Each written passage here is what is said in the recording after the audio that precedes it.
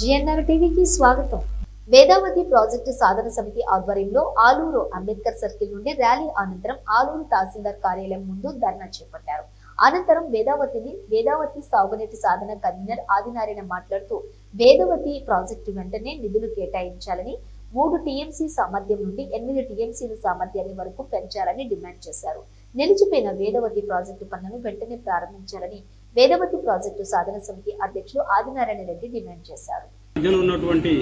ప్రసాద్ గారు సక్సెస్ చేయడానికి ఈరోజు ఇక్కడికి వచ్చాము. ముఖ్యంగా వేదావతి ప్రాజెక్టు నిర్మాణం తరపున విప్లవాలు వందనాలు తెలియజేస్తున్నాను. ముఖ్యంగా ఏకైక డిమాండ్తో 4 రోజులుగా గ్రామాలను సందర్శించి ప్రజలను అదేవిధంగా రైతులను ఐక్యమత్యం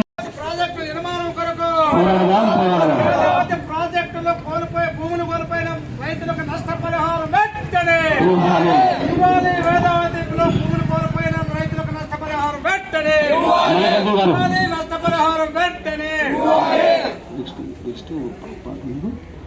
ఇప్పుడు అధికారం రాకముందు గడప గడపగా సమస్య పరిష్కరిస్తాము, రైతులకు నీరు అందిస్తాము, అదేవిధంగా సంక్షేమ పథకాలు అందిస్తామని చెప్పినటువంటి ప్రభుత్వాలు ఈ రోజు సంబంధం కాదు. 9వ సంవత్సరం గడుస్తున్నారు, ఇంతవరకు ప్రజల సమస్య పరిష్కరించామని బయట ప్రచారాలు చేస్తున్నాయి తప్పితే ఇంతవరకు ఏ సమస్య పరిష్కరించలేని ప్రభుత్వానికి ఒకటే జారీ చేస్తున్నాము. మా వేదావతి ప్రాజెక్టు పనులు నిర్మించాలి. 8 టీఎంసీ నిధులకు కావాల్సినటువంటి బడ్జెట్ 5,000 కోట్ల నిధులు తక్షణమే ఇవ్వాలి. అదేవిధంగా విద్యార్థులు అదేవిధంగా తల్లిదండ్రులు వలసలు పోకుండా వాళ్ళకి ఉపాధికి అవకాశం కల్పించే విధంగా తక్షణమే ప్రభుత్వాలు పూనుకోవాలని ఈ సమావేశంగా హెచ్చరిస్తున్నాను. పాత ఆలూరు తాలూకా 5 మండలాలు, ఈ మండలాల దుస్థితి ఎట్లా ఉంది అనే విషయం మనం 2 నెలల క్రితం 10th క్లాస్ పరీక్షలు జరిగినప్పుడు మన అందరికీ అంటే దేశం మొత్తానికి ఈ విషయం, ఈ దుస్థితి అనేటువంటిది దృష్టికి రావడం జరిగింది.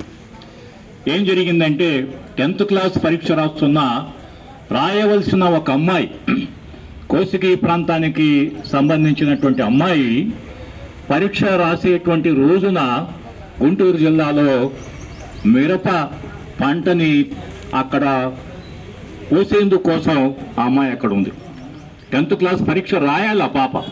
అయితే ఆ పాప 10th క్లాస్ పరీక్ష కంటే కూడా తన యొక్క ఈ ప్రభుత్వాలు ఉన్నాయి. ఇప్పుడు చూసినట్లయితే రైతులు కనీసమైన ఒక్క పంట కూడా పండించుకోలేని పరిస్థితి ఈ గ్రామాల్లో ఉన్నారు. మరి కనీసమైన ఒక్క పంట కూడా పండించుకోలేక రైతులు నష్టపోతూ ఈ రోజు గ్రామాల నుంచి పట్టణాలకు వలస వెళ్తున్నారంటే ఈ రోజు నేర్చుకున్నటువంటి ప్రభుత్వాలు, ఎమ్మెల్యేలు, ప్రజాప్రతినిధులు ఈ రోజు నిమ్మక నీరెత్తినట్టు జైలుకే పరిమితమయ్యారు. మరి ఈ ప్రభుత్వాల్లో ఉన్నటువంటి ఎంపీలకు, ఎమ్మెల్యేలకు ఒకటే తెలియజేస్తున్నాము.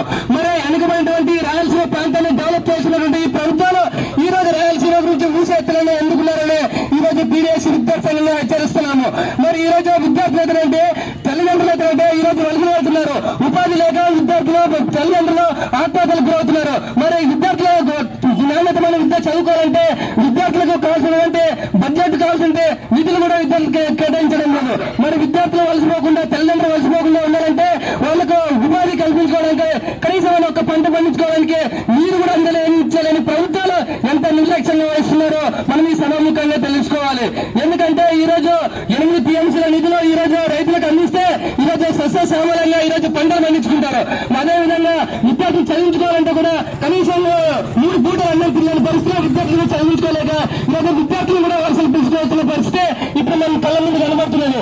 మరి తక్షణమే 8 టీఎంసీ నిధులను తక్షణమే కొనసాగిస్తున్నటువంటి ప్రభుత్వం 200 కోట్లతో కొనసాగించి మధ్యాహ్నం ఆపివేయడం జరిగింది.